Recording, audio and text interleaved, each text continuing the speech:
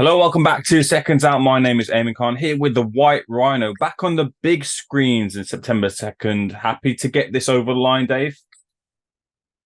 Yeah, been a long time. I my last big fight was David Price, which was July 2019. So it's been a long time coming. And when I came back, I thought I'd go straight into big fights, and it's took 2.5 years. So I didn't think it was going to happen, but it's finally here. Yeah, I thought it was going to be the Wardley fight. It was close to the Wardley fight happening, and then out of nowhere, the Clark fight got offered, and I can't wait about forever. I'm 31 now, so took the fight straight away, and 5 weeks Saturday we go again. Yeah.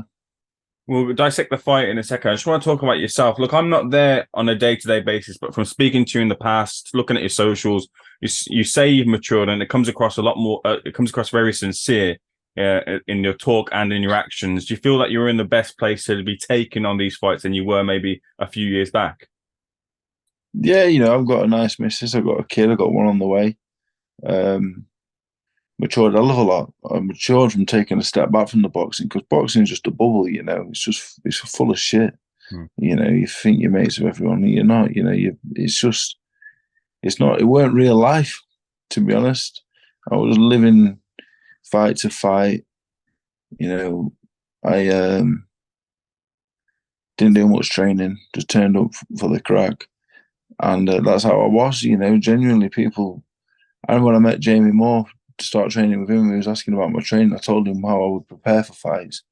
He couldn't believe I was even boxing. The way I was living at the time. But the time away from boxing was great. Getting away from it all and getting back to reality. Really, bit of struggle. Over years without boxing, financial stuff becomes a struggle. Um, bringing up a kid, doing little things, the little things that I forgot all about, to be honest. I forgot about earning a living. I forgot about, I forgot about loads of things. And you had a kid into the mix, and you mature and you grow up. So, um, different character altogether from years ago. By now I would have done 100 interviews and 10 podcasts and done all sorts. This is only my second.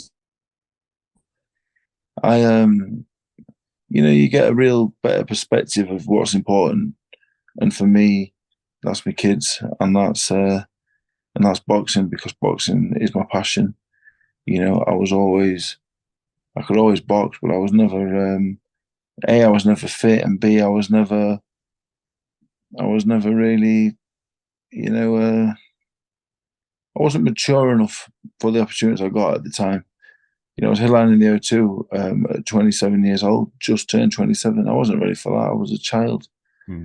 And not only was I childish and a child, I felt at 27, I had a million and one problems as well, gambling and other stuff. I look back at that now, I don't even recognize the man I was back then. I genuinely, sometimes, people say, "Man, when this," and I'm like, not really. I mean, I can remember that. I can remember being that happening, but it don't feel like it was me. I'm just so far removed from that person. I wouldn't say I'm a little bit embarrassed sometimes when I look at my behaviour and stuff, because I was always quite intelligent and articulate, and you know what? I guess that's what part of my success. I did portray myself in a certain way, and it was me, but it was me with the switch turned up to 100, and I was different in terms. My mindset was a bit different, but I look back now and I think, bloody hell, can't believe I used to carry off like that. What my nana thought, some of the stuff I used to come out with. So yeah, totally different now. I'm not here to talk bad about anyone. I'm not here to be overly humorous. I'm just here to do my boxing. It's a huge fight for you, and the consequences could be great on whatever the outcome is for yourself. Now, talking about that maturity and talking about that experience, how will you approach the weeks leading into the fight? Because people will want to talk to you. I want to talk to you. Sky Sports will want to talk to you. And those are things that you'll have to deal with again and not get too carried away with again. Have you planned for handling that spotlight? Yeah, I've got to do what I've got to do. You're contracted to a certain things, and I'll do interviews. But like when I boxed David Price and Lucas Brown, I was doing interviews on the day of the fight. You know, the night before, I was traveling to do media. Mm. That's no more. You know, I look back, and if I was in the same position I was as I am now in my life, but I was with the opportunities I had before, I'd have took them. You know, I'd have been so successful, but I wasn't ready mentally. You know, I could always box, and physically I had capabilities of being a good fighter, but I made bad choices really, and I didn't really have people around me to help me. Um, while some people did try to help me, I was a lost cause really. You know, there was no one really strong enough to say, "Oh, come on, behave yourself." Um, so yeah, fight week. I hope to turn up as late as possible. I hope to miss the public workout. No one likes the public workout. I hate the public workout. It's the most pointless thing I've ever seen. So I hope to turn up as late as possible to the fight week. I don't want to be there too long. Press conference, I hope is going to be a dull affair, and I hope to do as little interviews as possible. I hope to do whatever I've got to do, and that's it. Because talking don't count for much, and I wish it did because I'd be world champion, but it don't. So yeah, I'm just going to be mature. You know, I could tell you some amazing stories, fight weeks I've had in the past. I've ended up in different cities to where I was boxing. Yeah. You know, with my mates on nights out. The night before I fought, done some amazing, weird things. Ended up all over and honest to God, you could write a book about it. So yeah, this time everything was done properly, and what will be will be. You know, I'm here to compete. I think we've got a chance in the fight. But at the same time, I know it's a difficult ask because I've been out for a long time. So I'm not a realist. I know the score, but I'm looking forward to it. I hope to hear those stories, whether it's been told to myself or any other outlet. Can't wait to hear them from you one day down the line. Is there anything though, Dave, in terms of the fight on the table from boxer that look, there's you win as from a perspective which you're planning for. There's something there, or even not to win, but you bring great entertainment. There's something there for you. Is there anything on the table in those terms? I think if I win, they'll offer me something. Um, if I lose, I guess it depends on the manner of defeat. I was trending, I think, number 3 in the UK yesterday after the announcement. My social media numbers surpassed most of the fighters in the UK. I think only the real top world champions, big names. So that's why it was surprising me it took so long. I know in the past I've not proven to be anything above domestic level in the past. You know, even beating Brown at the time I beat him, that's like a domestic level win, a good domestic level win. I'm not saying I'm the best fighter in the world, but I thought the social media and the trending, how many fighters in the UK get to trend number 3 in the UK on fight announcement, as the away fighter on an undercard. It don't happen very often. So, with a good performance, I'll be back. And with a win, I'll be back. I think I'll be back in a massive way. So it's a massive opportunity. It's one that took years to carve out, and it's one that the public gave me, to be honest. Very grateful for it as well. Because like I said earlier, I was like not portraying a character, but it was myself with the volume switched up hundredfold. And the fact that people like me was amazing. The fact that people like me even in 2023 to give me these opportunities means a lot to me, because the one thing I always said was, I only really boxed so my dad would be proud of me. So I can't believe people touched me like they did, because those fights I had when I was coming through, I was selling a handful of tickets, and I mean a handful, less than 5 at times. So I'm very fortunate and grateful. But yeah, with a win, the world's my oyster again. With a good performance, I'm back, able to compete and to earn a living. And speaking of your opponent, Frazer Clarke, a lot of scrutiny on him, somewhat unfair. If we're being fair, talking about Frazer, he didn't even get the level of scrutiny that's on him right now when he was in the Olympics. But what's your scout report on Clarke? I've known him a very long time. I've known him since 2012. We watched in the ABAs, senior ABAs together, quarterfinals. He was a super heavy and I was the heavy, and I've known him since then. I got on the assessments first of all for the Great Britain squad. I got offered a place on the development squad, and he was, I think he was already on the podium at super heavy. So I've known him a long time. I sparred him a lot. I think he's a lovely man. Always have. We've always gotten great. Even my dad likes him. My dad likes him. So he's a good bloke and he's a good fighter. I think he's really, really severely underrated at the minute. He's not set the world alight with his pro career to date, but I've sparred him. And people keep saying he's slow. Mate, he's fast. He's one of the faster big men I've ever been in with. You know, he's really sharp. You don't win Olympic medals if you're not pretty sharp over 3 rounds. So I know it's a big ask. It's a big ask at the best of times, never mind with 4 years out of the ring, pretty much. So I know it's a difficult ask, but I know from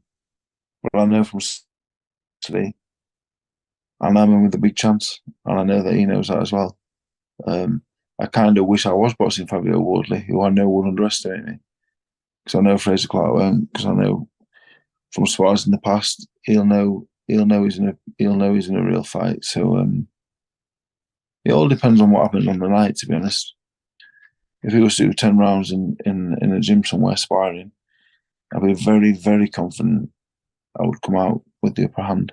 But 20,000 people, millions at home, it don't have change. Don't have changed things. I've realised that over time. So in sparring, I was always outstanding, and then in the ring, not so much at times. So I'm open with maturity and experience, life experience. You know, I can calm down, settle down, and finally start to put into action what I do in the gym. Correct me if I'm wrong here, but the hardcore boxing fans will use Sokolowski as the barometer for if a fighter is any good to a degree. And I feel like if you're looking at Frazer Clarke's career, you're looking at that fight and you're seeing the good sides of him and the sides where you can take a lot from into your game plan. Is that correct? And what did you take from the Sokolowski fight when he fought him? Yeah, you know, I thought he won pretty comfortably, which you would expect an Olympic medalist to, really. I watched the fight of Marius Vac, and Marius Vac gave Hughie Fury a hard night. He gave Dylan White a very hard night a few years ago. So I think they're being a bit unfair with him. I think they're underestimating him massively. But yeah, there is holes in his game. You know, he's not particularly young. He was in the amateur setup a long time, and to beat me, he's gonna have to go 10 rounds. But for me to beat him, that could happen at any time. So yeah, I got nothing negative to say about him. I think he's a very good fighter. But of course, there's holes in everyone's. There's fucking a million in mine. So, you know, go and interview him and ask him. We have a long interview. But yeah, I'm just really looking forward to it. I'm in really good shape. You know, you're not going to hear me after the fight, whatever happened, saying I wasn't ready, I wasn't prepared. I've been training for a long time. I'm fit and ready, and you know, you get the best version of me on that night. So I'm really, really excited and glad to be back. I feel very fortunate and grateful to be back in 2023. You know, I've been around forever, so to be on pay-per-view in 2023 really is a dream come true. I'm a very, very lucky man, and I know that. How does it compare to Price, Brown, Yoka, Ortiz, White, your previous big nights, your previous named opponents? Difficult, you know. Olympic medalist again. This is my 3rd Olympic medalist I've boxed in my career. I boxed 3 Olympic medalists, a world champion, and 2 world title challengers. You know, and it's not bad for a kid who only boxed amateur for a season. Who took it up as a hobby because I didn't want to work in a Tesco warehouse in Donny. I didn't fancy that, so I went to the gym. So I've, you know, pretty much took on all comers. And in terms of boxing ability, I think he's up there. He's up there with Price, and we saw how the Price fight went. You know, I wanted the Wardley fight, because again, that bit of unknown, because he wouldn't have expected, you know, how I'm going to turn up on the night, and B, I thought he'd come and have a go and stylistically like playing to my hands a little bit. Where Fraser, I know he's going to box and jab and move like you know, look at the Price fight as a blueprint, I think. So He's got to be up there with all of them. They don't hand Olympic medals out. You know, they don't hand out going to the Olympics full stop. So I know what it's about. There's no underestimating from me. But there is a fragility about him, I think. And I can expose that, hopefully. You know, I'm not coming here, give it the big one. I know it's a big ask, and I'm a big outsider. But I do have quite a little bit, and get the job done. Now, you can throw this back to me and say it's a bit of a silly question, but I like to ask fighters this heading into their fights just to get it from their own words. But what's your inspiration heading into this fight? Probably my kids, to be honest. I just want to have a nice life, you know. That's it. From being little, all I wanted was from being young, I just wanted to have a nice life. That's all I ever wanted. You know, I don't even want amazingly nice things, really. I don't want to go anywhere. I just want to have a nice life. You know, I just want to be comfortable. I just want my kids to be happy. You know, I want my kids to have non-uniform day at school and not to worry about it. That's the dream, really. That's how I look at it when I think about my kids. I just want non-uniform day. Don't worry about it. You know, just want to have a nice. Just want to give them a nice life. And, you know, not so much nice things, but I don't want them to worry about anything. And this is, you know, this is. I'm in the last chance saloon, really. You know, I think my boxing's got better. To be honest, I think I'm still improving. I think I'm just coming into my physical prime. But this is my last chance saloon in terms of if I want to win things. You know, with the defeat here, I could box Johnny Fisher, I guess, you know, or a handful of other prospects coming through. I guess if I lose, that's where I'm at. And that's not what I want to do or where I want to be. I want to be a winner. I want to win things. So in terms of being a champion, this is the real last chance saloon now. And I see myself in a similar position to David Price when I boxed him. And he put it all in the gym and he turned up on the night. And I'm envisaging I'll do the same. Now, you spoke about being one of the fighters who, you know, put Twitter abuzz last night with the announcement, and that was mostly to do with your participation of the fight. That conversation will be discussed for both good and bad, I guess, between the boxing public. Will this win, which you plan to get against Frazer Clarke, cast any doubts away about, one, your ability in the ring, and two, whether you should be in the ring? My ability is not to be questioned. You know, anyone in boxing, I've been sparring fighters all this year. And a very high percentage of also he's the best fighter I've ever sparred. Lots of them have sparred Fraser Clark, Fabio Wardley, they sparred everyone. And they couldn't believe it. I think they all thought they was turning up for a nice little spar. They couldn't believe it. More or less every single one of them. Just in shock, just like wasn't aware he was that good. I've been doing this 15 years. You know, when I had 10 amateur fights and 9 pro fights, I took Dylan White 10 rounds on 3 weeks' notice. Then took Ortiz 7 rounds, not trained for 5 months. You know, Yoka 10 rounds, beat Lucas Brown. You know, beat Nick Webb without training. I'm a very, very, very good fighter. You don't do stuff like that if you're not. You know, you don't out of shape go and take Dylan White 10 rounds. You know, inexperienced, you don't do it. So my ability is not in question. My experience and my craft is not in question. You know, because you can go and ask Tyson Fury, Anthony Joshua, Usyk, go and ask Robert McCracken, go and ask Usyk's coach, go and ask Peter Fury. Every single one of you tell you, Dave Allen, yeah, you can really box.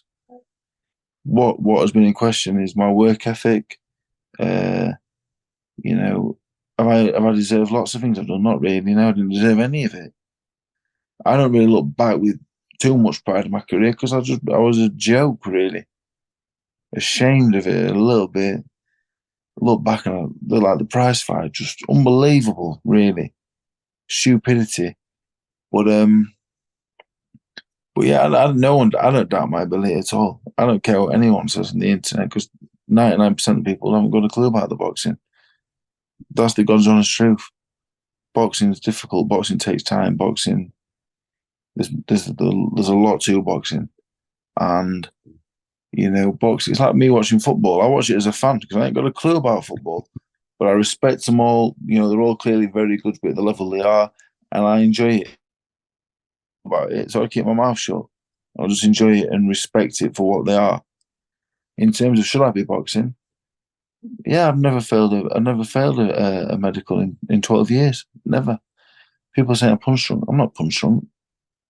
I mean, very intelligent. I'm articulate. I can put great points across. I'm very smart. But I am also from Doncaster. And I sound like this. I talk like this. I don't talk properly. If I'm not in the mood and I'm tired, I don't pronunciate words properly. I sound a bit daft at times. And you know what? My biggest regret is I did act a massive clown for years and years because it's very hard to change people's perspective of you. So to lots of people, I will forever be, oh, look, it's Dave Allen. Oh, he's funny. He's mad. He's daft. Couldn't be further from the truth. And maybe one day I'll go and have some lessons in speaking with some eloquence and speak a little bit proper, start speaking proper English. But until then, people can have their opinions. They're welcome to them. The nice ones, thank you very much. And the bad ones, you're welcome to have them. But I don't really care. It used to bother me sometimes, but now, not really asked. So, while I'm medically cleared and fit to fight, and while I'm still capable of boxing at a decent level, I'll continue for a few years more. Appreciate the thorough answer there, Dave. It was well answered. Just a couple of small things before I bring it back to you. The heavyweight division, obviously, very, very much flowing, very busy. Seems like Usyk needs to be in place for everything else to fall in, like the dominoes falling in place. So I just want to talk to you about a couple of controversies, I guess. Tyson Fury versus Francis Ngannou. A lot of people saying that the WBC heavyweight champion, the lineal champion, should be taking someone on in the WBC rankings at the very least, but he's gone and take on Francis Ngannou. Do you feel the same disappointment that a lot of boxing fans feel? Yeah, I'm disappointed, to be honest. The Ngannou fight, I'm probably going to pay to watch it because it's intriguing. Okay. I'll pay to watch it, yeah. The same way I paid to watch Jake Paul, Tommy Fury. Intrigue, like curiosity gets you down it. So I'll pay to watch it. But I've known Tyson a very long time. We've been mates for a long time. And well, I understand it. The money's great. He's going to get paid tens of millions to a fellow that's never boxed before. Great business for him. And I'm not here to tell anyone how to live the life or whatever else. But could have watched Makhmudov, could have watched Hrgovic. The only thing that bothers me about the whole situation is the saying that there's no one for him to box. I can name you 30 fighters he could box. And I can really a 60 or 70 that I'd rather see than Ngannou. The only fight that counts right now is Fury Usyk. Anything other than that is a disappointment. Never mind boxing a fellow that's never had a professional fight before. But I understand it at the same time. I understand why he's doing it, but I don't like it at all. And he probably should be stripped of his title, really. Because he's not defended it since Chisora. And he's going to be 18 months by the time he boxes again. Free up the belt. If he wants to do these exhibitions, by all means, go and do them. I'm happy for him, earn your money.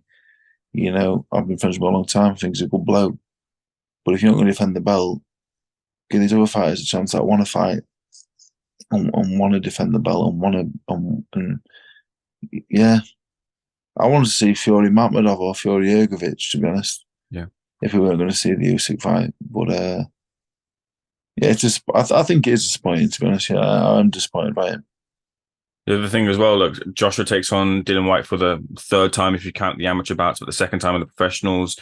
It feels a bit unfair, I think, when the boxing public and a lot of people call for Joshua to stop being media friendly, stop doing the media talk and speak with your heart, speak honest. And then he does speak about his former coach, Robert McCracken, and people kind of launch in on him for that. Were you Did you see that as a disrespectful comment about his time with McCracken, as other people took it to be? I never heard it. I saw it, but I never Mm. heard it, so I couldn't make comment on it. But Joshua 2012, we met because we were sparring a lot. We used to get on really well, and then we didn't get on so well for a long time. But over time, I found myself really liking him because he wants to box everybody. Mm. It turns out no challenge. He boxed Usyk, went straight back in again. He boxed Klitschko, as a relative professional novice. He really won me back around, to be honest. I don't care what he does. I don't care what he talks about. All I care about as a boxing fan is who he's boxing. That's it. So he's won me back over. He'll fight anybody. So Rob McCracken's all right and all. I know Rob and Carl Frott's is funny man, But yeah, Joshua's won me over, to be honest, as a boxing fan again. I'm a big fan of him because he'll fight anyone. Over time, things come out in the wash, don't they? And you see who's and you see who wants it and who don't. And Joshua,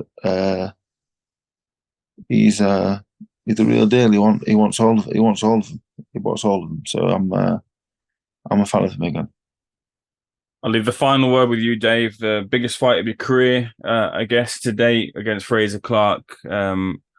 What happens when you step through the ropes with him on September 2nd? Yeah, I'm excited, to be honest. I'm really tired this morning, so I'm tired. It's great to be back. I've had a lot of love and a lot of well wishes, and it means a lot, as it always has. And I'm confident of winning, mate. To be honest, I really, really am. But at the same time, under no illusion that it's a difficult ask. So, I'm training as hard as I can, no excuses whatsoever, and the best man will win. And I look forward to it. And Fraser's someone I've known from before I even turned pro. I've known him a very long time. So it's a weird one. All them years later, I used to look up to him. I think he was one of the main men on the squad at the time. And yeah, I'm just excited, mate. To be honest, it's just good. Feels like a part of me's returned. Mm. I thought it had gone and it's back. So yeah, I give it 100%, and whatever happens, happens. Promise. Dave, once again, a real pleasure speaking to you. Thank you for speaking sincerely and honestly to me at Seconds Out. Look forward to seeing you turn up late in the fight week. Look forward to not seeing you at the media workout, but I look forward to seeing you on Saturday, September 2nd. You will, mate. Thank you very much.